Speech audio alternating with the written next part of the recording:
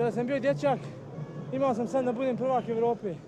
To sam danas postao pred svojom publikom, pred svojim gradom gdje sam ponikao u bokserskom klubu Željezničar.